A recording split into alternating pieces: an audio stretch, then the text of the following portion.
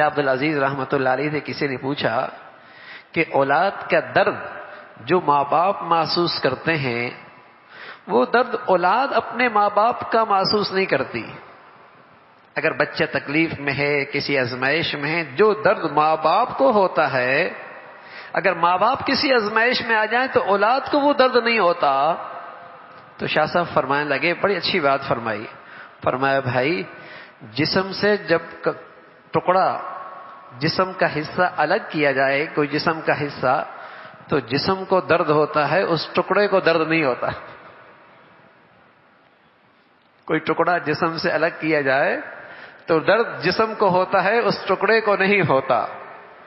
اولاد تو دل کا ٹکڑا ہوتی ہے، جگر گوشہ ہوتا ہے، اس کا یہ درد محسوس کرتا ہے، اس کی تکلیف محسوس کرتا ہے، تڑپتا ہے یہ.